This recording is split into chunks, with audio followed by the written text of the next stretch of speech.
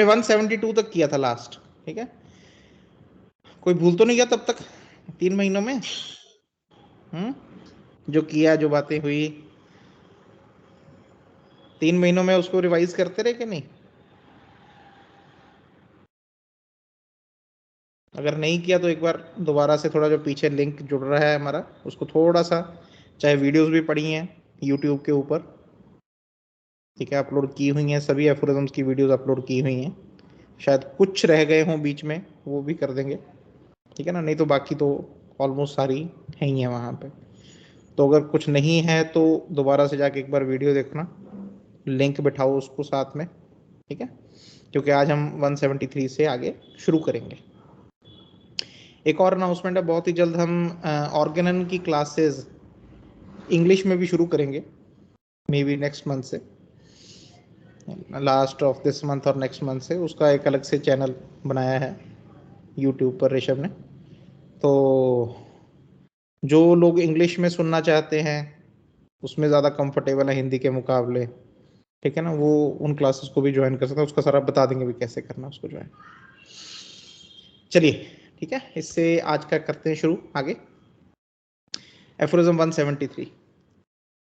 तो यहाँ पे जो मैं थोड़ा सा बताता हूँ कि जब बात हुई है लास्ट 3-4 एफोरिज्म्स में, वो बेसिकली ये बात चल रही है हमारी, ठीक है, कि हमारे पास कुछ केसेस आते हैं, वहां पे हमने कैसे उसको अप्रोच करना है और कैसे उसको अटेंशन देनी है, क्योंकि तो हमारे पास तो सब तरह के केस आते हैं, ठीक है ना?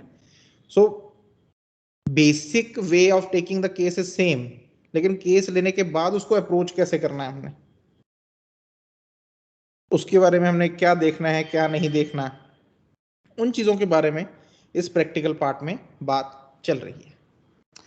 So aphorism 173, the only diseases that seem to have but few symptoms and on that account to be less amenable to cure are those which may be termed one-sided. ऐसी बीमारियां जहां पे थोड़ा सा ऐसा महसूस होता है कि इनको क्योर करना थोड़ा डिफिकल्ट है, थोड़ा मुश्किल है।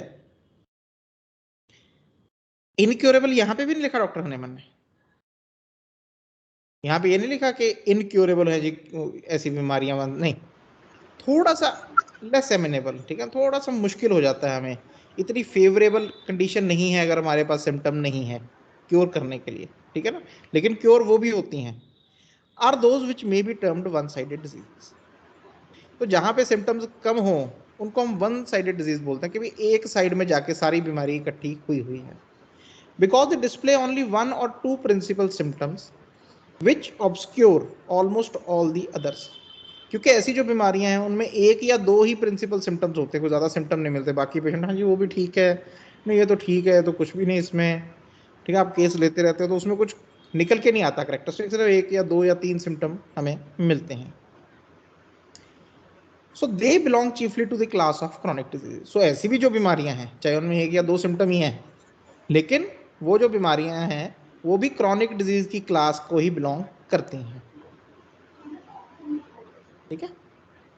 देयर प्रिंसिपल सिम्टम में भी आइदर एन इंटरनल कंप्लेंट, उसका कोई प्रिंसिपल सिम्टम अंदर की कंप्लेंट हो सकती है, कोई हेडेक हो गया, a headache of many years duration, a diarrhoea of long standing, ठीक है ना, बहुत देर से डायरिया ही चल रहा है जी, बहुत देर से कॉन्स्टिपेशन ही चल रही है, एन एशियंट कार्डियल्जिया, पेन होती है जी यहाँ पे बहुत साल हो गए, यहाँ पे बस यही सिम्टम है, और it may be an affection more of an external kind, या फिर कोई बाहर की स्किन की कोई प्रॉब्लम हो सकती है, ठीक है ना। स्किन की प्रॉब्लम भी आप देखोगे पेशेंट्स में जनरली यही होती है, सिर्फ स्किन की होती है मोस्ट ऑफ द पेशेंट, और कोई है ही नहीं सिम्टम, जो हैं स्किन की ही प्रॉब्लम्स हैं। ऐसा लगता है भी सारी शरीर की जो बीमारी है वो एक ही ऑर्गन के ऊपर जाके कंसंट्रेट हुई हुई है। So diseases of the latter character are generally distinguished by the name of local maladies. इनको हम लोकल डिजीजेस बोल देते हैं, लोकल मतलब जो बाहर ऊपर ऊपर है, ठीक है ना, स्किन के ऊपर है। In one sided diseases of the first kind, सबसे पहले जो फर्स्ट काइंड की है, ठीक है, जहां पे इंटरनल है disease, it is often to be attributed to the medical observers want of discernment. बड़ी बार क्या होता है, हमें वन साइडेड क्यों लग रही है बीमारी भी, इसमें सिम्टम क्यों है, क्योंकि जो मेडिकल ऑब्जर्वर है, जो फिजिशियन है, जो ऑब्जर्व कर रहा है, वो खुद ही ध्यान से नहीं देख पा रहा अभी मैं क्या देखूं इसमें, उसको समझ में नहीं आ रहा भी इसमें ये सिम्टम्स हैं, वो और डिटेल में पूछ नहीं पा रहा, ठीक है ना। तो जो मेडिकल ऑब्जर्वर की वांट ऑफ डिसर्नमेंट है, वांट ऑफ ऑब्जर्वेशन है, that he does not fully discover the symptoms actually present.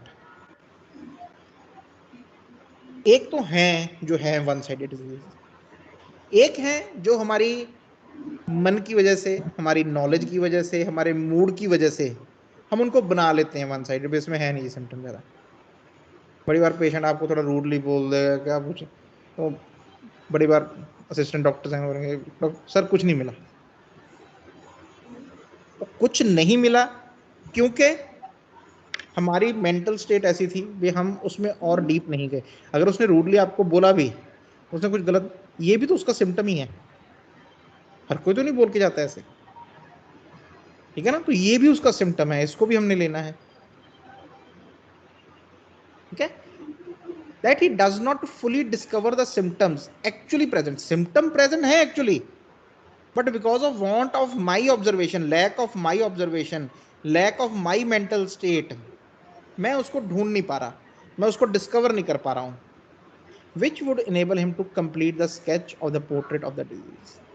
और अगर ये मिल जाए, ये जो सिम्टम है, तो वो जो हमारी पोर्ट्रेट ऑफ डिजीज की स्केच है वो पूरी हो जाए, फिर हमें लगे ना ये वन साइडेड है, ठीक है ना। तो इन इन डिजीजेस को वन साइडेड नहीं बोलना, इसमें बड़ा ध्यान रखना है। बड़ी बार कोई केस लेके आते हैं डॉक्टर्स अपने, या पूछते हैं या बात करते हैं, इसमें है ही नहीं ज्यादा सिम्टम, ध्यान से देखो तो बहुत सिम्टम होते हैं, बहुत कुछ होता है जो कनेक्ट होता है उन चीजों के साथ। So there are however still a few diseases. So यहाँ पे जो 175 एफोरिज्म है, इसमें आप चाहे लिख के रख लो, ये व्हाट नॉट टू डू है। हनीमन सर ने हमें बताया भी ये नहीं करना, मेरी बातों की आड़ में, मेरी बातों की सपोर्ट लेके ये मत करते रहना भी ये भी वन साइडेड है, ये भी वन साइडेड है, ये भी वन साइडेड है, क्योंकि हनीमन सर ने बताया भी ऐसी बीमारियों को तो वन साइडेड बोल सकते हैं। There are however still a few diseases, लेकिन फिर भी चलो हम 175 को ध्यान में रख ले, अगर फिर भी कुछ डिजीज हैं ऐसी, after the most careful initial examination present but one or two severe violent symptoms, while all the others are but indistinctly perceptible। अब इसमें दो चीजें ध्यान रखने वाली हैं, ठीक है ना। पहली चीज कि ठीक है जी, हमने पूरी केयरफुल अपना बहुत जोर से लेबोरियसली हमने केस टेकिंग कर ली, एक एक चीज के बारे में हमने पूछ लिया, एक एक ऑर्गन के बारे में पूछ लिया, एक एक पार्ट के बारे में पूछ लिया, हेड टू टो सब पूछ लिया, मेंटल्स देख लिए, जनरल्स देख लिए, बट हमें कुछ मिल नहीं रहा खास। क्या मिल रहा है? दो या एक कोई वायलेंट सिवियर सिम्टम्स। अब जो ऐसी डिजीज होती हैं, ठीक है, उनमें एक चीज हमेशा होगी कि चलो बीमारी बाकी जगह पे नहीं है, कहीं पे कोई एपेटाइट के स्फीयर में, कोई स्लीप के स्फीयर में, या कोई भी ऐसी ऑर्गन्स के ऊपर बीमारी नहीं है, हमें नहीं मिल रहे सिम्टम, लेकिन ये जो एक दो सिम्टम मिलेंगे, दे will B of violent character, ये याद रखना है। वहां से हमें पता लगेगा कि मैं आपको बार बार बोल रहा हूँ, ऐसे लगता है कि एक बीमारी, पूरे शरीर की बीमारी जो सोरा है, जिसको हम सोरा बोलते हैं, वो एक या दो सिम्टम में इतनी सिवियरली कंसंट्रेट हुई हुई है और कहीं निकल ही नहीं पा रही, ठीक है ना। तो एक चीज ये याद रखनी है कि ये जो एक या दो सिम्टम्स हैं, दे विल बी वायलेंट, सिवियर, ठीक है ना, और इजीली परसेप्टिव, आपको दिख जाएंगे, सामने हैं, दिखेंगे होते हुए सामने, पेशेंट उनको एक्सप्लेन करेगा, पेशेंट उनको बताएगा, क्योंकि because they are of severe and violent character, while all the others are but indistinctly perceptible। एक पेशेंट आते थे, ठीक है, उनको कुछ समय से कुछ तकलीफें चल रही थी, 5-7 महीने के बाद जब होगी प्रॉब्लम वगैरह उसकी शुरू, तो क्या हुआ, एक समय आया कि उनको ना बड़ी वायलेंट हिकअप, हिचकी लग गई, ठीक है ना, और जैसी वो हिचकी लगी उनके सारे सिम्टम चले गए, सब ठीक, लेकिन वो इतनी वायलेंट थी, वो ना सो पाते थे, ना बैठ पाते थे, कुछ खाया नहीं जा रहा, थोड़ी देर के लिए बंद होती, फिर शुरू हो जाती है, फिर शुरू हो जाती है, फिर शुरू हो जाती है, कभी कभी इतनी होती है कि साथ में वायलेंट पाल्पिटेशन शुरू हो जाती हैं, सांस लेना मुश्किल हो जाता है, ठीक है ना। बाकी और कोई सिम्टम नहीं, अगर सो जाए तो ठीक है, हिचकी, जैसे ही उठे फिर हो गई शुरू, स्लीप भी डिस्टर्ब नहीं कर रही वो, सिर्फ हाँ खाना नहीं खाया जा रहा उनसे, कुछ स्वेलो नहीं हो रहा, कोई निगल नहीं जाए, बीच में जितनी देर ठीक रहती है उसमें भी वो खा नहीं पाते क्योंकि हिचकी कर करके यहाँ पे जो मेम्ब्रेन है हमारी, जो ईसोफेगस है, वो भी थोड़ी सी स्वेलिंग और पेनफुल हो गई, ठीक है ना। तो यहाँ पे वो एक ही करेक्टरिस्टिक सिम्टम है, बाकी कोई है ही नहीं उस टाइम पे सिम्टम। तो ये जो सिम्टम है यही अपने आप को वायलेंटली दिखाता है और यही सबसे इंपॉर्टेंट बन जाता है, ठीक है। So present but one or two severe violent symptoms while all the others but indistinctly perceptible, जबकि बाकी के हैं बहुत ही या तो मिलेंगे ही नहीं या बहुत इनडिस्टिंक्टली परसेप्टेबल, बहुत ही केयरफुली देखे तो हल्का फुल्का बीच में कोई और सिम्टम आया और चला गया, ऐसे होता है। In order to meet most successfully such a case as this, अब ऐसे अगर केस हो उनको सक्सेसफुली कैसे देखना है, which is of very rare occurrence, पहले ये भी बात है साथ में याद रखना, of very rare occurrence, generally commonly ऐसा नहीं होता। अगर आपको हर हफ्ते कोई ऐसा केस मिल जाता है, 2 केस मिल जाते हैं, तो कहीं ना कहीं हम थोड़ा सा केस टेकिंग ठीक से नहीं कर रहे, ठीक है ना। हमें लग रहा है यही सबसे करेक्टरिस्टिक सिम्टम है, यही की तो करेक्टरिस्टिक सिम्टम है, हाँ ठीक है बाकी भी हैं, ठीक है ना, which are of very rare occurrence, we are in the first place to select, ठीक है ना। हमें कैसे सिलेक्ट करना है मेडिसिन, उसमें guided by these few symptom. आपको अगर याद हो मैंने आपको एक कोरिया का केस दिखाया था, ठीक है ना, जिसमें जर्क आते थे, उस पेशेंट में भी कोई और सिम्टम था ही नहीं, फिजिकल्स में, कोई जनरल्स में, कोई मेंटल्स में, देयर वाज नो सिम्टम, सिर्फ यही था, ठीक है ना। And the jerks were very violent, मैंने आपको बताया था उसका सिर धाड़ धाड़ करके पीछे बजता होता था, ठीक है ना। एंड दैट पेशेंट बिकॉज ऐसे में आपको मेडिसिन भी वो मिलेंगी जिनमें सिर्फ यही सिम्टम्स करेक्टरिस्टिक होते हैं, and that patient was cured by laurocerasus, ठीक है ना। So guided by these few symptoms the medicine which in our judgment is the most homoeopathically indicated. तो ये थोड़े से सिम्टम है, एक सिम्टम है, 2 हैं, 3 सिम्टम है, इनसे गाइड होके हमने ऐसी दवाई ढूंढनी है जो कि होम्योपैथिकली इंडिकेटेड है। Now this is not a की नोट प्रिस्क्रिप्शन, एक की नोट प्रिस्क्रिप्शन है। की नोट प्रिस्क्रिप्शन क्या होती है, सिम्टम बहुत है मेरे पास, लेकिन मेरे को इंपॉर्टेंट लग रहा है कि जो इसके सिर में से सेक निकलता है ये इंपॉर्टेंट, तो चलो सल्फर दे दो इसको, सिर और पैरों में से निकल रहा है, चलो मीडोराइनम दे दो इसको, ठीक है ना। कि कॉन्स्टिपेशन, बड़ी रिजिड कॉन्स्टिपेशन है, चलो सिलीशिया दे दो इसको। सिम्टम और भी हैं, लेकिन मेरे को एक सिम्टम करेक्टरिस्टिक लग रहा है उसमें, ठीक है ना। यहां पे सिम्टम ही नहीं है, ये अलग चीज है, there is scarcity of symptoms. वहां पे मुझे एक करेक्टरिस्टिक मिला, मैंने छोड़ दिया ढूंढना की नोट प्रिस्क्रिप्शन में, अच्छा यही मिल गया, चलो करेक्टरिस्टिक है तो दवाई पता ही है मेरे को, दो। तो आप वो जो बर्निंग है या हीट ऑफ द हेड है उसको तो ठीक करे हो, पेशेंट नहीं ठीक होगा उसमें। जो हार्डनेस ऑफ कॉन्स्टिपेशन है वो तो ठीक हो जाएगी, लेकिन बाकी के जो सिम्टम है, कोई बोन के, कोई आपने पूछे भी नहीं, वो नहीं ठीक होंगे, और वो जो होगी भी वो भी थोड़ी देर के लिए होगी, क्योंकि you have not given the medicine to eradicate the disease. आपने सोरा को इरेडिकेट करने के लिए नहीं दी मेडिसिन, आपने उस सिम्टम को इरेडिकेट करने के लिए दे दी कि ये सिम्टम चला जाए, and those medicine always act partially, वो पार्शियली एक्ट करती हैं, ठीक है ना। तो इस चीज का ध्यान रखना, दिस इज नॉट अ की नोट प्रिस्क्रिप्शन, ये की नोट प्रिस्क्रिप्शन नहीं है, जो कि अपने आप में गलत टाइप ऑफ वे है प्रिस्क्राइब करने का, अनटिल एंड अनलेस आपके पास है ही नहीं सिम्टम, वो एक अलग बात है। कुछ लोग अगेन इस एफोरिज्म का लेके सहारा वो बोल देते हैं जी, ऐसे भी दी जाती है, देखो लिखा हुआ है यहाँ पे। लेकिन डॉक्टर हनीमैन ने, आपको अगर याद हो लास्ट टाइम, आगे भी बात करेंगे, 2 चीजों की बात की है कि first there is scarcity of symptom in the case, case में ही सिम्टम कम है नहीं मेरे पास सिम्टम, मैंने पूछ लिया बहुत कुछ, बार बार पूछ लिया। दूसरा, उस टाइम पे डॉक्टर ने मैंने बात की है scarcity of homeopathic medical apparatus के, आज तक प्रूव हुई दवाइयां मेरे पास कम है। आज की कंडीशन में दूसरी वाली कंडीशन नहीं एप्लीकेबल होती, बहुत आगे हमारे पास, which are well proved medicine. तो ये बहाना तो नहीं चलेगा अभी, ठीक है ना। तो इस चीज को यूज किया जाता है फॉर की नोट प्रिस्क्रिप्शन, ठीक है ना।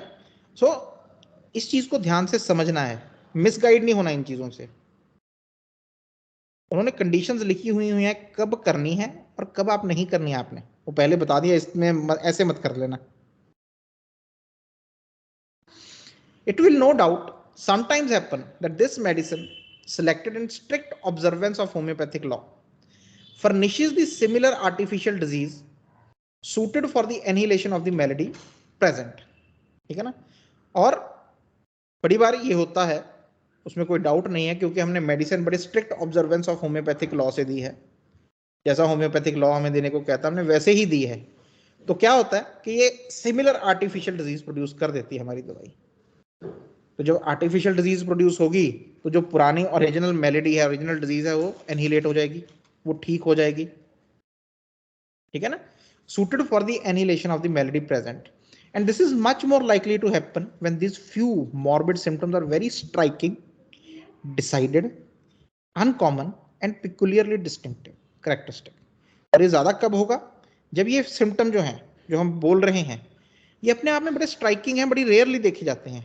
मैंने आपको स्ट्राइकिंग का मतलब पहले भी समझाया था पिछली बार में. स्ट्राइक मतलब आपके दिमाग को स्ट्राइक किया, भाई ये क्या है, ये क्या चीज है. डिसाइडेड, जिनके ऊपर डिसीजन लिया जा सकता है. अनकॉमन, जो कॉमनली देखने को नहीं मिलते हमें. एंड वेरी पिकुलियरली डिस्टिंक्टिव, अपने वो बाकी सब रेमेडीज से खुद को वो रेमेडी डिस्टिंक्टिव कर लेती है. करेक्टरिस्टिक होता है उसको रेमेडी का, उस डिजीज का भी और रेमेडी का भी. जो मैंने आपको बताया भी, जर्किंग कोरिया और किसी रेमेडी में मिलते ही नहीं हमें, एक ही दवाई है फ्लोरोसेरेसिस. यहाँ पे कोरिया में जर्क्स आ रहे हैं. कोरिया नॉर्मल ऐसे ऐसे शिवर हो रहा है बंदा, और जर्क आ रहे हैं, वायलेंट जर्किंग हो रही है, कोरिया भी है साथ में. ठीक है ना. तो वो अपने आप में करेक्टरिस्टिक होता है डिजीज का भी और उस रेमेडी का भी. तो इस चीज को ध्यान से समझना है कि ये सिम्टम तब लेने हैं when they are very striking, violent, uncommon, peculiarly distinctive and characteristic. तब इनका काम होता है. अगर अगर वॉमिटिंग हो रही है जी, कमजोरी हो रही है, उससे पानी निकल रहा है ग्रीन कलर का, तो बड़ी कॉमन चीज है वॉमिटिंग में. इनके ऊपर क्या दवाई बेस करेंगे हम, और नहीं कोई सिम्टम यही है. तो इसका मतलब आपने ठीक है एक चीज पूछ ली, पेशेंट की भी कंसंट्रेशन वही चीज बताने में है, आपने और नहीं पूछा उसके बाद.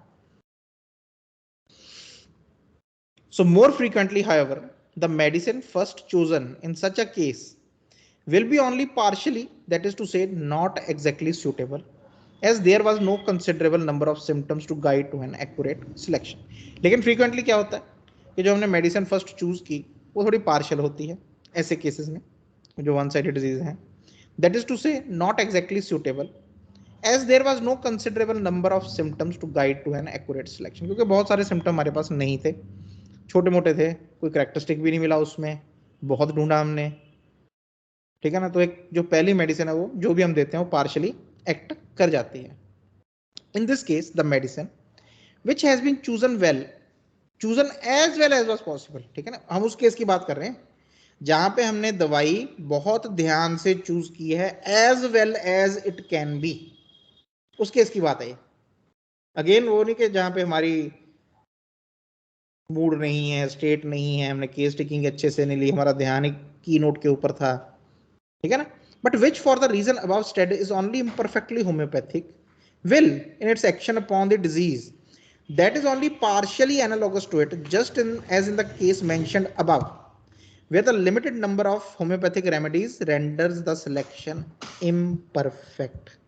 ये कारण आज की डेट में नहीं है हमारे पास. क्या बोल रहे हैं, दोनों एफरोजन को जोड़ के देखा जाए 179 एंड 118. ठीक है ना. कि मोर फ्रिक्वेंटली हमारा ये भी होता है कि मेडिसिन जो है हमने चूज की वो सिर्फ पार्शियली एक्टिंग होती है, कुछ सिम्टम्स के ऊपर एक्टिव है, लेकिन क्योंकि एक तो सिम्टम भी कम है हमारे पास, बाकी के जो सिम्टम है वो कवर नहीं कर रही जो हमारे पास मेडिसिन है, तो इसको दे दिया जाता है, या इसी को हम सूटेबल मान लेते हैं. है तो नहीं है सूटेबल, लेकिन हमने which has been chosen as well as was possible, जितना हमारे पास पॉसिबल है, because of the limited number of homeopathic remedies. हमारे पास आज की डेट में होम्योपैथिक रेमेडीज बहुत लिमिटेड है. उसकी वजह से जितने हमें सिम्टम पता है जिनको हम कवर कर सकते हैं, उसकी वजह से हमारा जो ये रीजन बन जाता है इम्परफेक्टली होम्योपैथिक मेडिसिन का, ठीक है ना, कि हमने तो बहुत कोशिश की लेकिन मेरे पास सिम्टम, मटीरिया मेडिका में ये सिम्टम नहीं है अभी तक, मैं कहां से ढूंढूं? तो आज के केस में, आज की डेट में ये चीज एप्लीकेबल नहीं है, क्योंकि बहुत सारी मेडिसिन हैं।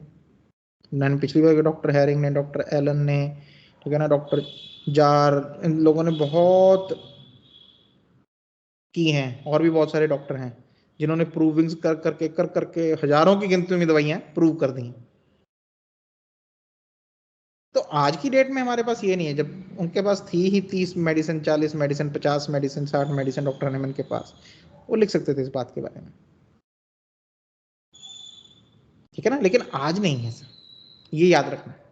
अगर आज इस चीज को लेके आप आज वो बोला तो है हनीमन सर ने कि भाई इम्पार्शली एक्ट करती है, इम्पार्शली इसलिए वो असेसरी सिम्टम्स प्रोड्यूस कर देंगे, जो सिम्टम्स वहां पे नहीं थे।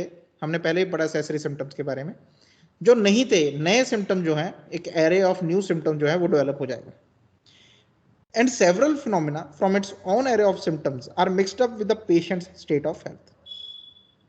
बहुत सारे सिम्टम जो हैं उसके एरे में से जो हमने प्रूव किए हैं, हमें पता भी है, तो मेडिसिन के सिम्टम्स हैं, वो पेशेंट की स्टेट ऑफ हेल्थ के साथ मिक्स हो जाएंगे, कुछ ठीक हो जाएंगे, कुछ न्यू आ जाएंगे, which are however at the same time symptoms of the disease itself. ये समझना बड़ा जरूरी है कि जो ऐसी कोई मेडिसिन है, ठीक है, पार्शियली मैंने दी, ठीक है ना, आज की स्टेट में भी बात करेंगे, आज की डेट में उस टाइम की बात कर रहा हूं पहले, कि मैंने जी पार्शियली कोई मेडिसिन दी, तो उस मेडिसिन ने क्या किया, उस मेडिसिन ने कुछ सिम्टम तो ठीक किए, चलो ठीक है, क्योंकि पार्शियली एक्टिंग थी, लेकिन उसने एक नया एरे ऑफ सिम्टम प्रोड्यूस कर दिया।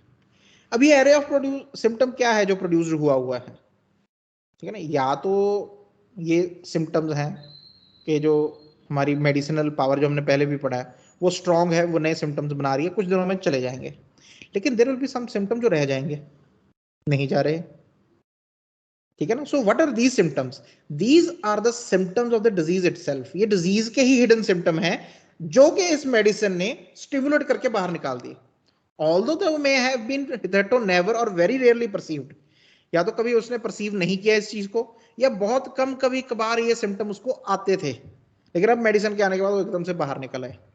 Some symptoms the patient had never previously experienced appear, or other he had only felt indistinctly become more pronounced.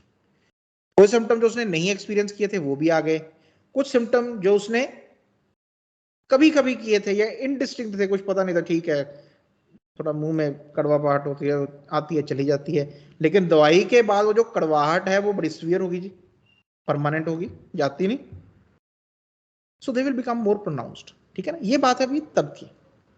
आज की बात अगर करें, आज जो हम पार्शियली इंडिकेटेड रेमेडीज देते हैं वो हमारी नॉलेज की वजह से पार्शियल रह जाती है, ठीक है ना, कुछ हमें पढ़ानी है हमने, कुछ जो केस टेकिंग है उसमें कमी है हमारी,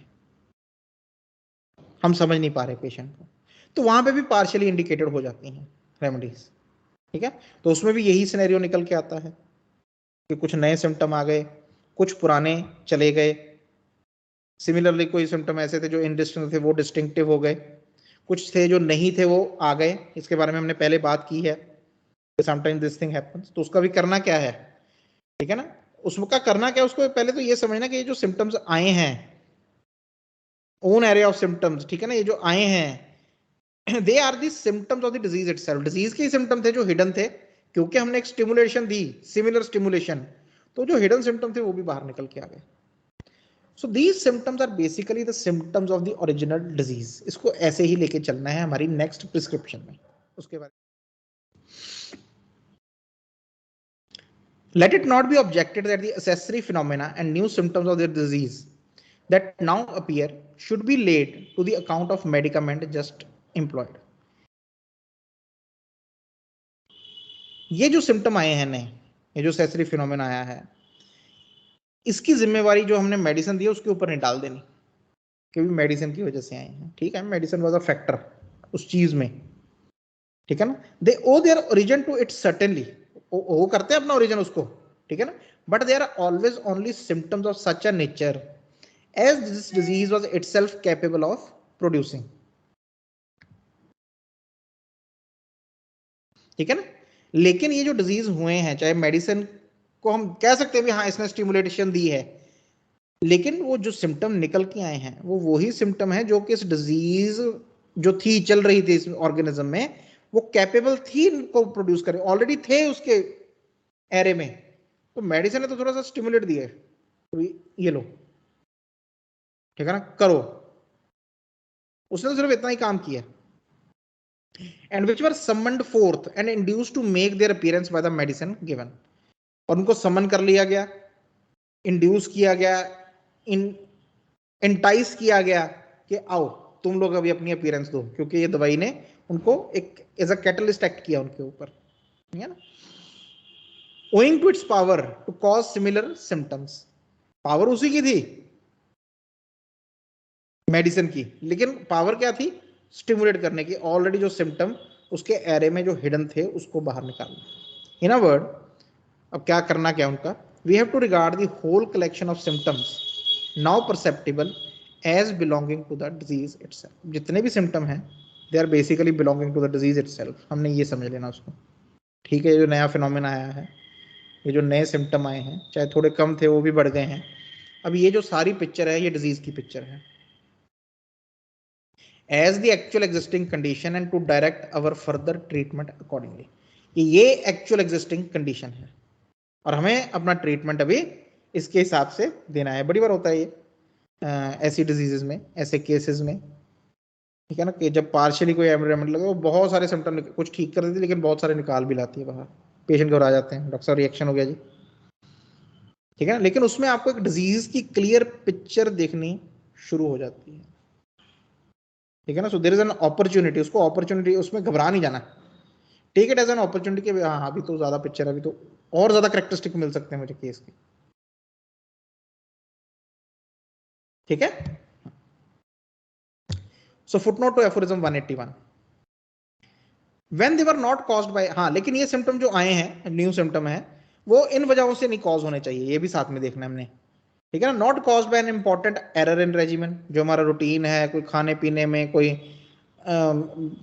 डेली के शेड्यूल में कोई स्ट्रेस, कोई और एरर ना हुआ हो, कोई वायलेंट इमोशनल चीज ना हुई हो हमारे साथ या पेशेंट के साथ, और अ टिमल्टस रेवोल्यूशन इन द ऑर्गेनिज्म, कोई बहुत ही रेवोल्यूशनर, कोई बहुत ही टिमल्टस होता है कि एकदम से सब कुछ बदल गया, सब सिम्टम, सब सेंसेशन, सब सेंसिटिविटी सब बदल गई। क्यों, कैसे हो सकता है, जैसे occurrence or cessation of the menses, menses आ गए तो सेंसिटिविटीज बदल जाती हैं, बहुत ज़्यादा बढ़ जाती है, या सेसेशन हुई, रुक गए मेंसेस किसी वजह से, उनकी वजह से एकदम से सिम्टम्स आ गए, कंसेप्शन हो गई, चाइल्ड बर्थ हो गया, और ऐसी और सारी चीज़ें, कोई भी ऐसी जो सडन कोई घटना हुई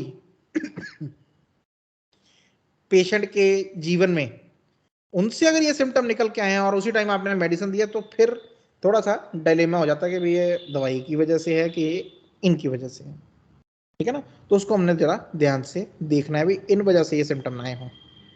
अगर मेडिसिन की वजह से है तो वही जो प्रोसेस है, ठीक है ना। अगर इनकी वजह से है तो हमने इसको एज अ डिफरेंट चीज देखना है। इट इज एन एक्यूट मियाजम जो आया है अभी ठा करके एकदम से, इसको लेके, इसको दे के मेडिसिन, फिर दोबारा से जब ये सेटल डाउन हो जाएगा तो हमें पुरानी अपनी प्रिस्क्रिप्शन के उसको ढूंढने की कोशिश करनी, ठीक है। सो आज 181 तक करते हैं, नेक्स्ट 182 से शुरू करेंगे अगली बार। इसमें कोई चीज जो नहीं समझ में आई या कोई प्रॉब्लम ऑर्गेनॉन में, क्योंकि नेक्स्ट हमारा जो टॉपिक है वो टेरेंटुला का है। कुछ चीज़ समझ में नहीं आती, कोई चीज़ मुश्किल लगती है, ठीक है, हो सकता है लगे मुश्किल, कुछ बच्चे अभी सेकेंड ईयर में, थर्ड ईयर में, फोर्थ ईयर में जिन्होंने अभी क्लिनिकल एक्सपीरियंस नहीं लिया, तो कुछ क्वेश्चन मार्क्स हो सकते हैं, पूछ सकते हो आप उसके बारे में, ठीक है। लेकिन मैं जो सोचता हूँ कि जैसे जैसे हमारा ये ऑर्गेनम का आगे बढ़ रहा है, मुझे सुनने को भी मिलता है बड़ी बार बड़े लोगों से जो कर रहे हैं रेगुलरली अटेंड, कि क्वेश्चंस कम होते जा रहे हैं, बहुत क्वेश्चंस थे और वो कम होते जा रहे हैं, जनरली ये होगा। लेकिन हाँ कुछ बच्चे हो सकते हैं बीच में जिनमें अभी भी थोड़ा होगा कि they might be new to this, ठीक है ना। कईयों ने तो शायद इसी बार ज्वाइन किया, पिछले नहीं लगाए, तो जिन्होंने अभी ज्वाइन किया है मैं उनको बोलूँगा थोड़ा थोड़ा पीछे का वीडियो सब पड़ी हैं यूट्यूब पे, उनको थोड़ा सा देखिए जाके, समझिए, ठीक है ना। यही हमारा बेसिक्स है। This is a manual how to drive homeopathy, यहाँ पे ऑर्गेनॉन में, ठीक है ना। धीरे धीरे आपके सवाल कम ही होंगे, क्योंकि ये चीज मैंने जब एक्सपीरियंस की है, तो मेरे एक्सपीरियंस से जब जैसे जितनी जितनी मैं ऑर्गेनॉन पढ़ता गया हूँ, तो बड़े कुछ इन चीजों को लेकर कोई सवाल नहीं रहा, ठीक है ना। और वही मैं चाहता हूं कि आप भी वही चीज एक्सपीरियंस करो। मैं ना बताऊं आपके सवालों के जवाब, आप एक्सपीरियंस करो कि आपके जो सवाल हैं वो कम होते जा रहे हैं, जवाब अपने आप मिल रहे हैं, पड़े हैं यहाँ पे। आज बात कोई नए स्टूडेंट्स आए हैं क्लिनिक में, बात वही चल रही थी, हमने तो पहले डिस्कस भी की हुई है, ठीक है, कि व्हाट इज हेल्थ। तो हेल्थ का जवाब क्या है वो दिया हुआ है डॉक्टर हनीमन ने एफोरिज्म 8 में। व्हाट इज हेल्थ, ठीक है ना। हमने समझना उसको भी हेल्थ क्या है।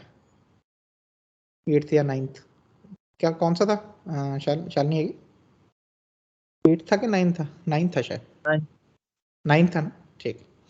एफोरिज्म 9th में वो दिया हुआ है कि व्हाट इज हेल्थ, हम किस इंसान को बोल सकते हैं ये हेल्थी है, वो दिया हुआ है। हमें WHO की डेफिनेशन पढ़ने की क्या जरूरत है, वो पढ़ के तो समझ में नहीं आता भी हेल्थ क्या है। किसी को पता हो भी हेल्थ क्या है वही बता सकता है, जिसने कभी हेल्थ एक्सपीरियंस ही नहीं की वो कैसे बताएगा भी हेल्थ क्या है। उसका तो सिर्फ अनुमान है कि भी ऐसी हो सकती है।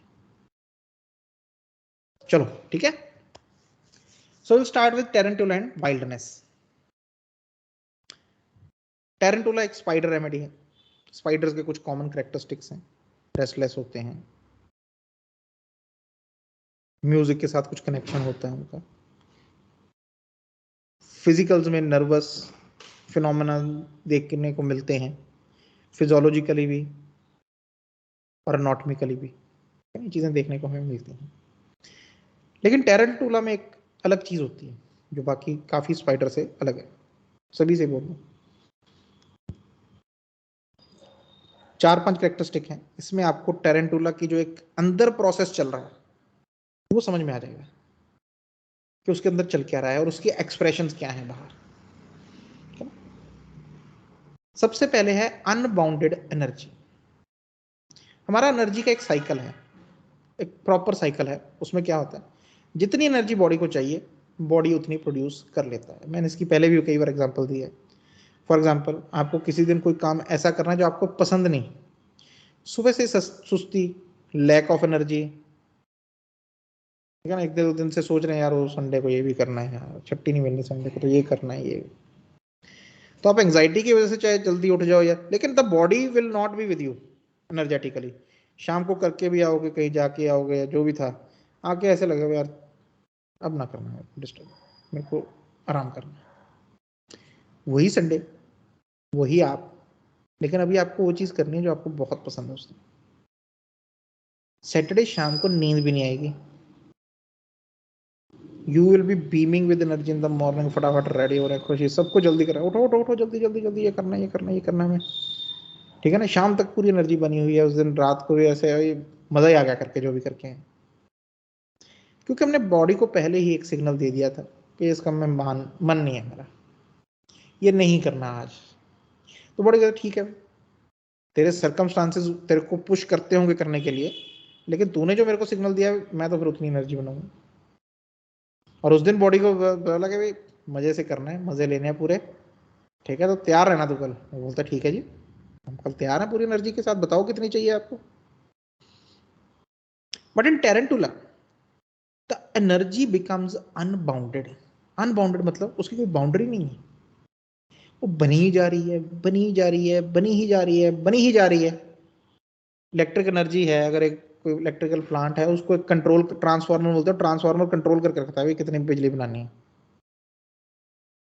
वो उतनी वोल्टेज उतनी एम्पियर उतनी ही बना के भेजता है। क्यों, उसको भी पता अगर ज्यादा बन गई क्या होता है, जब हाई वोल्टेज हो जाती है एकदम से पीछे से आती है, सब फट जाता है, शॉर्ट सर्किट हो जाता है। क्योंकि हर किसी के एक लिमिट है एनर्जी को अंदर रखने की, अगर उससे ज्यादा आएगी तो बड़े लोग, हाँ इसमें एक बार और भी आ जाती है, बड़े लोग ना बड़ी हार्ड मेडिटेशन करके एनर्जी को बढ़ाने की कोशिश करते हैं फॉर वन और दी अनदर रीजन, हम रीजन में नहीं जा रहे। बड़े लोग आप देखोगे वो भक्ति करके या मेडिटेशन करके भी पागल हो जाते हैं, because there apparatus was not ready for that kind of energy। आ तो गई क्योंकि हम मांग रहे हैं बार बार, तो बॉडी भी देगा, जो आसपास एनवायरनमेंट है, यूनिवर्स है, वो भी देगा, लेकिन वो पागल हो जाते हैं, बहकी बहकी बातें चल हो जाती हैं जो किसी के समझ में नहीं आती। डॉक्टर कैंट में सल्फर के बारे में पढ़ना, सल्फर की इंसैनिटी ऐसी होती है, पागल हो जाता हूँ इन्हीं चीजों में, ठीक है ना। So this energy in tarantula produces a nervous frenzy in the patient, nervous frenzy, nervous restlessness होती है अंदर, अंदर उसको ऐसे फील होता है बहुत कुछ है जो निकालना है, not in the form of emotions but in the form of activity। कुछ कर लूं मैं, ये कर लूं मैं, वो कर लूं मैं, वो कर लूं मैं, वो कर लूं, वो कर लूं, and not out of anxiety also, ये भी ध्यान रखना है, एंग्जाइटी की वजह से नहीं, आर्सेनिक एंग्जाइटी में कर रहा हूं, बाद में थक जाता कर करके, वीकनेस आ जाती है, फिर उठा भी नहीं जाता, हिला भी नहीं जाता। So he's not doing out of anxiety, he's not doing out of some kind of worry, ठीक है ना, या उसको कोई इतना काम नहीं, उसको ये एनर्जी यूज करने के लिए कुछ ना कुछ चाहिए। So you will find him to be a very very active person। He has to keep doing one or another thing or he feels he would go into a breakdown। उसको लगता है कि अगर इतनी एनर्जी इकट्ठी हो गई अंदर, मैं फट जाऊंगा, मेरे को कुछ हो जाएगा। बड़ी बार उसको ऐसे लगता है सेंसेशंस में, जो प्रूविंग्स में सेंसेशन आ जाती हैं, टेरेंटुला को ऐसे लगता है कि उसको ऐसा लगता है कि मैं, जो मेरी एनर्जी है ना, ये मेरे को कंट्रोल करना शुरू कर देगी, ये मेरे से कुछ ना कुछ करवाई जाएगी, जो मेरे अंदर की जो नर्वस रेस्टलेस है यही कुछ करवा देगी मेरे से, क्योंकि मैं उसको प्रॉपरली निकाल नहीं पा रहा। सो ये जो अनबाउंडेड एनर्जी का एट्रीब्यूट है जो अंदर चल रहा है, वो बाहर कैसे दिखता है, in the form of ceaseless activity. Ceaseless का मतलब क्या, जो वो चाह के भी नहीं रोक सकता, ही कैन नॉट सीज, रोक नहीं सकता वो, टांगे हिल रही हैं, हाथ हिल रहा है, अगर वो थोड़ी देर बैठा भी है तो, ठीक है ना, उसने कहीं जाना है, वो चल के नहीं जाता, भाग के जाता है। एसिड सल्फ टेरेंटुला भाग के जाते हैं, वो बच्चे हैं, हो जा बेटा पानी ला, भाग के जाएगा, भाग के आएगा पानी लेके, चाहे पानी गिर जाए, but he has to do this activity violently, ceaselessly, उसको करना है कुछ ना कुछ, ठीक है। सो ये एनर्जी कैसे आगे मूव होती है, कैसे उसको यूटिलाइज करता है, कैसे उसको अफेक्ट करती है ये एनर्जी। पहली चीज है म्यूजिक एंड रिदम। स्पाइडर्स को क्यों म्यूजिक अच्छा लगता है, बड़ी आपने कहानी भी इसके बारे में पढ़ी होगी, हमारे मटीरिया मेडिका में ही है, शायद डॉक्टर कैंट ने दी हुई, कि टेरेंटुला जब बाइट कर लेता था किसी को, ठीक है, यूरोप या यहाँ पे भी अफ्रीका में, तो वो लोग जोर जोर से ना म्यूजिक बजाना शुरू कर देते थे, उसको टेरेंटलुज्म बोलते थे, जोर जोर से म्यूजिक बनाने, और वो बस फिर बेहोश होके ना नाचता रहता था, और धीरे धीरे करके जो टेरेंटुला का जहर है वो कम होना शुरू हो जाता था उसमें, ठीक है ना। So same is with the patient of tarantula, जो म्यूजिक है वो उसको बहुत एक्साइट करता है, जनरली सर्विस स्पाइडर रेमेडीज को एक्साइट करता है, ठीक है ना। एक केस है बच्चे का, देखता हूँ अगर मेरे पास इधर पड़ा है तो,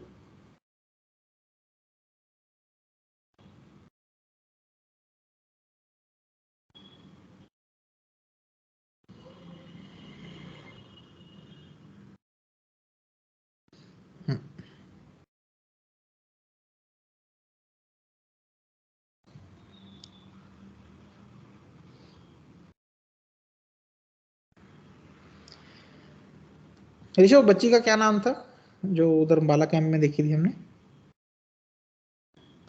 सर एंड्रू कोटोनस वाली। हाँ हाँ, एक मिनट देना सर।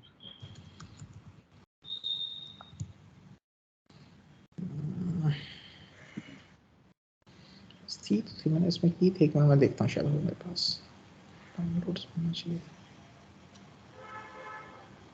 पेशेंट के नाम याद नहीं थे मेडिसिन के नाम याद रह जाते हैं। कोई नहीं, चलो मैं दिखाऊंगा बाद में, ठीक है ना, अभी यहाँ पे नहीं।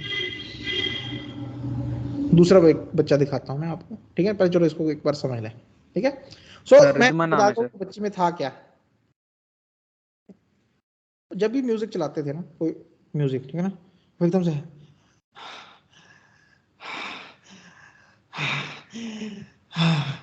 She was a child of cerebral palsy, तो ज्यादा मूवमेंट नहीं है उसकी बॉडी में, लेकिन म्यूजिक के साथ, ठीक है ना, ये जो कंडीशन है उसकी, रिधिमा,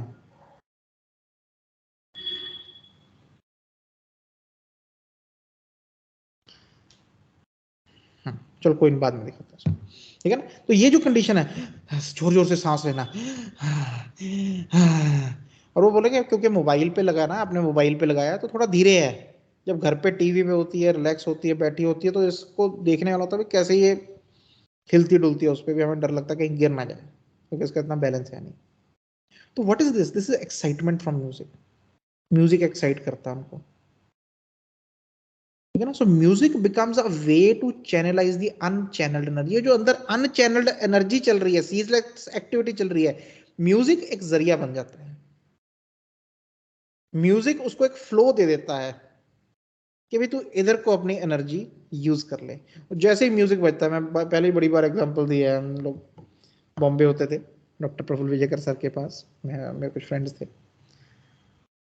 तो हम रात को एक दिन 1-1:30 बजे क्लिनिक से जा रहे थे घर को, ठीक है ना, तो हमें कोई रिक्शा वाला मिल गया, तो हमने बोला भैया वहां तक छोड़ देना हमें, तो बोल रहे जी बैठो। पहले तो रिक्शा, उसके रिक्शा के अंदर पर्पल ऑरेंज कलर की लाइट्स लगी हुई, पूरा जैसे कोई डिस्को वाला होता है वैसी लाइट हिल रही है, लाइट्स, हम पहली बार देखा ये तो, ठीक है। अभी देखो रिक्शा, रिक्शा वाला जो भी है, ठीक है ना, इतना तो नहीं कमा सकता that he would waste the money. पीछे उसने बड़ा सा बास वाला स्पीकर रखा हुआ है, वूफर लगाए हुए हैं उसके, ठीक है, उसने करा रिक्शा ऑन, म्यूजिक चला इतना लाउड, चला रहा गाड़ी, नाच रहा साथ में गाड़ी में, हिल रहा है पूरा।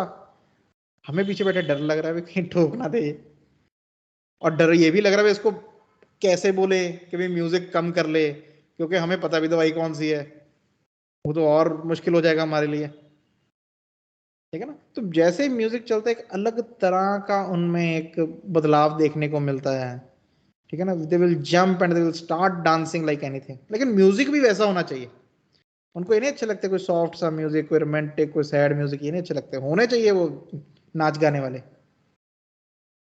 ठीक है ना, because he likes that flow of energy, उसको आराम देता है वो, कि हाँ ये निकल रही मेरे अंदर से एनर्जी, वो जो अंदर एक हो रहा है कि मैं फ्रेंजीनेस है अंदर, निकल रही है मेरी बात, and their dance will be, the movements will be very wild and frenzy, लेकिन although they will be wild, लेकिन रिदम में होंगी, ठीक है ना। उनको डांस भी ऐसे अच्छे, कोई स्लो डांस, कोई ना कोई भंगड़ा हो गया, कोई सालसा हो गया जहां पे जोर लग रहा है डांस में, they will be rhythmic, graceful and flowing. Wild और फ्रेंसी जोर बहुत होगा उसमें, वाइल्डनेस बड़ी होगी, मतलब समझ में नहीं, आंखें बंद की हुई है, नाच रहा है वो,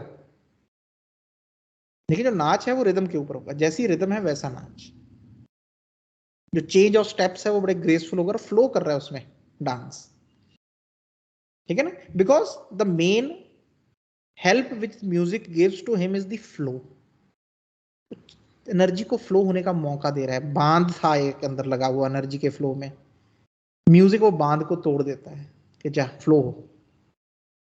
So that is why you will find tarantula that they get excited from the music.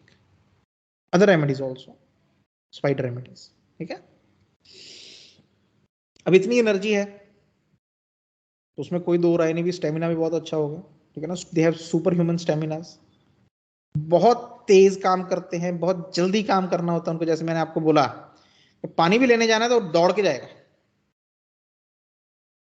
तो कोई चल के जा रहा है वो भी बर्दाश्त नहीं होता, उसको गुस्सा आता है तू चला जा जल्दी, इतना धीरे धीरे क्यों जा रहा है, जा छोड़ मैं ही जा जाता हूँ, ठीक है ना। अगर एक टैरेंटुला है, उसका कोई भाई या दोस्त कार्बोवेज है, तो बनती नहीं, हो ही नहीं सकते दोस्त, भाई हो सकते हैं चलो वो तो भी कुदरत है, टैरेंटुला कार्बोवेज के साथ दोस्त है वो तो लड़ते ही रहेगा उसके साथ, क्या इतना धीरे धीरे लगा हुआ है यार, तो ठीक है ना. They can't even bear others doing things slowly. They can keep working continuously for 25 to 36 to 24 to 36 hours without even taking a break. Break भी नहीं ली, 24 घंटे लगा, बीच में खाना चल रहा है, बीच में काम चल रहा है, सब कुछ. तो देखने में बड़े इंडस्ट्रियस होते हैं, बड़ा इंडस्ट्रियस है, बहुत वर्कोलिक बंदा जी, बहुत हार्ड वर्किंग है, लेकिन उसके हार्ड वर्क के पीछे नक्सवामिका की तरह कोई एम्बिशन नहीं है. नक्सवामी का भी हार्ड वर्किंग है, इंडस्ट्री से लगा रहता है 24 36 घंटे, जो कि उसके सेहत को खराब करता है. ये चीज टेरेंटुला की सेहत को खराब नहीं करती. हम पढ़ते हैं ना नक्सवामिका में, ये एलिमेंट्स फ्रॉम नाइट वॉचिंग, रात रात भर जागता रहता है इसलिए इसकी तबीयत खराब हो. टेरेंटुला को इस चीज से नहीं फर्क पड़ता. जगा लो, रात चला लो, दिन जगा लो, फिर भी उसके पास एनर्जी होगी. कोई बोला कि चले घूमने, चलो जी, हो गया फ्री, काम हो गया, चलो, और फिर भी उसमें एनर्जी बची हुई है. सो वेरी इंडस्ट्रियस, ठीक है, जैसे मैंने आपको बताया, but their industriousness does not come out of ambition but come out from the need to release energy. उसको एनर्जी रिलीज करने, उसको काम दे दो, खुश है. फिजिकल काम, मेंटल काम, कुछ भी दे दो उसको. फिजिकल वो ज्यादा प्रेफर करते हैं, बट मेंटल भी हो साथ में, कोई प्रॉब्लम नहीं.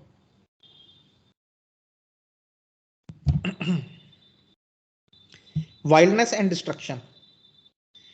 अब इसको अगर प्रॉपर फ्लो ना मिले, म्यूजिक के जरिए, कोई काम के जरिए, इंडस्ट्रियसनेस के जरिए, हरिडनेस के जरिए, कोई बच्चा भाग के जाता है, उसका बाप लगाता कान पे थाड़ करके, भाग के भी जाता है, आधा तो गिरा जाता, तुम रोज लग रही है उसके, रोज गुस्सा भी आता है उसको, फिर वो थोड़ा सा कंट्रोल करना शुरू करता है इसको, एनर्जी, ठीक है ना. लेकिन एनर्जी तो बन रही है, फिर क्या होगा उस एनर्जी का अगर सप्रेस करेंगे उसकी पॉजिटिव एक्टिविटी को, बिना सोचे समझे भी बच्चे के साथ हो क्या रहा है.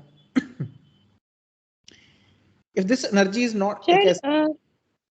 हाँ जी. सर ये फ्लोरिक एसिड भी एक्टिव होती है, मतलब थकता नहीं है उसमें भी, उसको फ्लोरिक एसिड डिफरेंशिएट. में देखो दो फर्क है इनमें. फ्लोरिक एसिड में एनर्जी नहीं बनती, उसको थकावट नहीं समझ में आती. ब्रेन में हमारा एक सेंटर है जो हमें बताता है कि तू थक गया है, बस कर, ठीक है ना, बॉडी एक हो रही है, रुक जा, ठीक है ना. उसको थकावट नहीं समझ में आती, ब्रेन का वो जो सेंटर है वो प्रॉपरली काम नहीं करता. तो लोगों को भी और उसको भी लगता है मैं तो बहुत देर काम कर सकता हूँ, ठीक है, एनर्जी उसमें भी है. लेकिन धीरे धीरे करके अगर वो इस चीज को बार बार करता रहेगा, तो you will see a breakdown coming in him. Breakdown आना शुरू हो जाएगा. ओवर वर्क की वजह से उसमें कोई ना कोई फिजिकल सिम्टम्स आने शुरू हो जाएंगे. नक्सवामी का भी ये नहीं है अगर बीमार हो रहा है तो नक्सवामी का इंडस्ट्रियस होना छोड़ देता है, वो फिर भी इंडस्ट्रियस रहता है. इसलिए हम बोलते हैं कि इन वॉर्न आउट बिजनेसमैन, इतना काम किया, इतना काम, अभी वॉर नहीं हो गया, जूता घस गया है, कुछ नहीं हो सकता इसका. लेकिन जब तक वो था जूता, उसको बहुत पहना गया.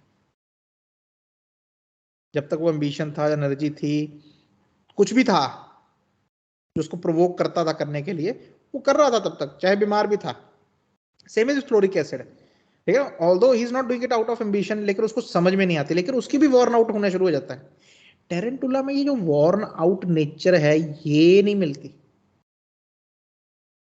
उसमें बीमारियां कब आती हैं, ये जो मैं अभी बता रहा हूं कि नर्वस कोई फिनोमेना है, when he has to suppress this exteriorisation of energy, किसी भी वजह की वजह से,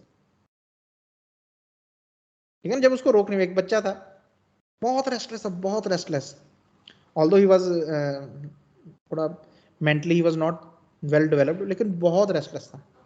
तो उसके फादर क्या करते थे, उसको चेन के साथ बांध देते थे, खंबे के साथ. एक दिन बांधा, 5 दिन बांधे, 10 दिन बांधे, तो 20 दिन बांधे. जब एक महीना होने को आया, बांधते बांधते बांधते बांधते बच्चा भी शांत हो रहा था धीरे धीरे. And he started going into very very very bad convergence. Convergence आने शुरू हो गए बड़े जबरदस्त. हर कन्वर्जन के साथ उसका चेहरा नीला, सांस रुक जाती थी, फिर उसको लेके भागते थे, ठीक है ना. फिर उसको एंटी कन्वर्जन शुरू की, एंड ही, जो बच्चे भाग रहा था वो धीरे धीरे सेरेब्रल पाल्सी में जाना शुरू हो गया. So this is how the destruction of tarantula starts. जब उसको दिया नहीं गया एक प्रॉपर चैनल अपनी एनर्जी को यूटिलाइज करने के लिए, ठीक है ना. So if this energy is not channelled in proper way, it may take a destructive route. वो डिस्ट्रक्टिव रूट कैसे कैसे हो सकते हैं, जैसे एक तो मैंने आपको भी बताया, फिजिकल लेवल पे कनिंगनेस डेवलप हो जाती है. कनिंगनेस क्या होता है, धोखेबाजी, लोगों को तंग करना, बदलाखोरी, मलिशियसनेस, ये सब चीजें डेवलप होनी शुरू हो जाती हैं। डिजायर टू अटैक अदर, लोगों को अटैक करना या सेल्फ हार्म करना या थ्रेटनिंग करनी, मैं मार दूंगा तेरे को, मेरे को चाकू दे दो, चाकू आ गया ना मार दूंगा, तो जान ले लूंगा मैं, और ऊंची ऊंची बोल रहा है, ऊंची ऊंची थ्रेटन कर रहा है वो। So their attitude will become wild, wildness आनी शुरू होती है, फिर आती है वाइल्डनेस उसमें, आंखें भी ऐसे खुली जबरदस्त। अभी एक पेशेंट है, हालांकि उनको टेरेंटुला नहीं दी, लेकिन मैं वाइल्डनेस की एग्जांपल दे रहा हूँ। बोलते जब वाइफ को गुस्सा आया होता है ना, हमारे अंदर ना इतने डर जाते हैं हम, इसकी आंखें ऐसी हो जाती है, लाल हो जाती, चेहरा लाल हो, ऐसे ना जैसे बस अब कुछ उठा के मारेगी हमें। हस्बैंड बता रहा है अपनी वाइफ के बारे में, ठीक है ना। So that is the wildness which you will C, wild होती है उनकी लुक, देयर एटीट्यूड में बिकम वाइल्ड, वाइल्ड मिस्चीवियसनेस। ये देखो बच्चा एक,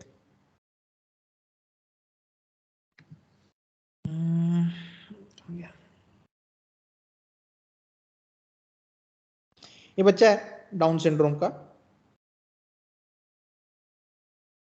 एक वीडियो उन्होंने मेरे को भेजी थी, बहुत पहले की बात है। He's been under tarantula since 2 years and he has been improving very very drastically, बहुत ही अच्छे से, बहुत ही बढ़िया से, ठीक है ना, ठीक हो रहा है ये जो वीडियो है ये, वो एक्चुअली किसी सत्संग में जाते हैं, कोई बाबा जी हैं उनके पास जाते हैं, तो वहां पे संगत होती है, लोग बैठे होते हैं नीचे, ये सब जो लोग हैं अनजान है, दीज आर स्ट्रेंजर्स, ठीक है ना, ही does not know them, they does not know him, लेकिन ये कर क्या रहा है ये देखो।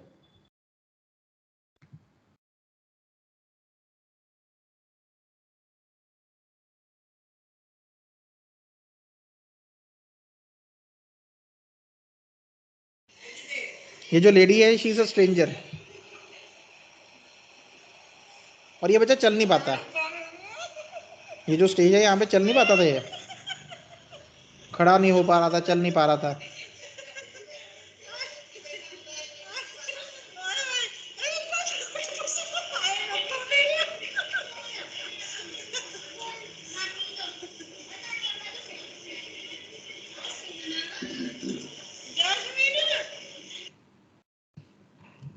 क्या है ये, क्या कर रहा है वो, कोई बच्चा वहां से बोल रहा है कि मेरी नानी मम्मा को तंग कर रहा है।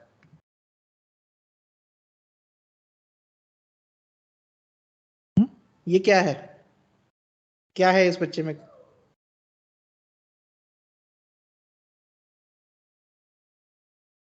रेस्टलेसनेस, रेस्टलेसनेस तो और भी होती है बच्चे, ये क्या है, अरे बंद, मिस्चीवियसनेस, शैतानी, मिस्चीवियसनेस है, बिल्कुल बिल्कुल सही है, मिस्चीवियसनेस है, लेकिन कैसी मिस्चीवियसनेस है ये। खेलने वाली ऐसा। ये खेल रहा है वो, और भी उसकी वीडियोस थी, सिर पे ऐसे बैठ कर काट लेता था सिर में, अनजान बंदे के। ये अपने अपनी नानी या दादी के साथ नहीं कर रहा वो, और ये नहीं कि उसको पता है नहीं है कि भाई कौन है, उसको पता भी कोई और है आए हुए, भाई के साथ खेलता है, भाई के काटता है, फिर जोर से हंसता है, बहुत जोर से काट के। ये वाइल्डनेस होती है इनकी, जंगलीपन हम जिसको बोलते हैं, इनमें देखने को मिलती है, मीडोराइनम में देखने को मिलती है ऐसी, ठीक है ना, that they are over frank. एक और बच्चा है, वो मेरे से वीडियो नहीं डाली गई, वो जब भी आता है उसने आगे ना सीधे सब ड्रॉर खोल लेने, जो सामान है निकाल लो। एक और आती है लड़की, उसको तो चलो मीडोराइनम दी है, वो मेरा लैपटॉप उठा के ले जाती है मेरे हाथ से। दे आर इंट्रूसिव, जिनकी एक्सट्रोवर्टेडनेस है, हमने पहले भी एक बार बात की है जब मीडो की बात की है, कि इंट्रूसिव एक्सट्रोवर्टेडनेस होती है, इंट्रूड करते हैं दूसरों की प्राइवेसी में, दूसरों की फिजिकल मेंटल प्राइवेसी में, घर की प्राइवेसी में, इनको ये समझ नहीं होती, या इसको ऐसे भी कहा जाता है समझ होती है लेकिन इनका कंट्रोल नहीं होता when they are on this track, उनको पता नहीं भी पॉजिटिवली एनर्जी कैसे यूज करनी है। अब मेडिसिन के बाद क्या चेंज है, ये बंद हो गया उसका, अब नहीं करता ऐसे काटना, ऐसे ऊपर चढ़ना। अब क्या करता है, अब चलो वो चलना शुरू हो गया, अब उसकी जो नई वीडियोस आती हैं, चलना शुरू हो गया, बैठता है, ठीक है ना, उसको कुछ ना कुछ सारा दिन कॉपी पेन चाहिए, या घर का कोई काम चाहिए, मम्मी करती है उसमें काम, वो जाके खड़ा रहता है, लाओ मेरे को 2 आटा, मेरे को सब्जी दो, मैं काटूंगा। चलो उसको नहीं देते, भी छोटा है, लेकिन कुछ काम उसको दे दिए जाते हैं and he is happy with that thing, क्योंकि वो कहीं ना कहीं वो थोड़ा सा पार्ट तो रहेगा where he will be energetic. अभी तो चलो बच्चा भी है, नॉर्मली भी होते हैं बच्चे ऐसे, ठीक है ना, लेकिन टेरेंटुला के बाद उसकी जो वाइल्डनेस और डिस्ट्रक्टिव एटीट्यूड था ये चला गया। So this is a wild mischievousness where they will harm others in mischief and draw enjoyment from others. You know, काट के हंसता है, सामने वाला रोएगा तो, ठीक है ना, क्रूअल एटीट्यूड बन जाता है उनका। Then another part which can come is the aggressive erotomania, sexual manias, और वो भी कोई नॉर्मल सेक्सुअल मेनियाज नहीं, बहुत ही aggressive sexual manias where they will aggressively pursue other men and women and wildly, पागलों की तरह, ठीक है ना, जिनको देख के डर लगता है कर क्या रहा है, कुछ कर देगा ये। It is destructive way to release energy, but the main purpose of such behavior is again to release energy, ठीक है ना, है तो डिस्ट्रक्टिव वे है रिलीज करने का, लेकिन यहाँ पे भी उसको कोई उसमें से प्लेयर नहीं चाहिए। फ्लोरिक एसिड को प्लेयर मिलता है उसमें से, पिक्रिक एसिड है प्लेयर लेता है, प्लेटिना है प्लेयर लेते हैं ये लोग, उसको प्लेयर नहीं चाहिए उसमें से, it is just to release the energy, फिर ये पार्ट वो ले लेता है and they will feel better after sexual excesses,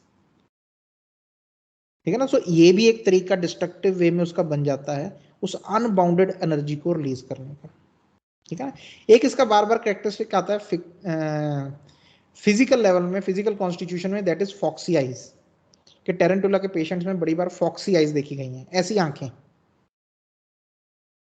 ठीक है ना, which again shows the cunningness, which again shows the एक मेंटलाइजेशन हुई होती है उसकी, ठीक है ना, and they will develop such kind of eyes, ठीक है।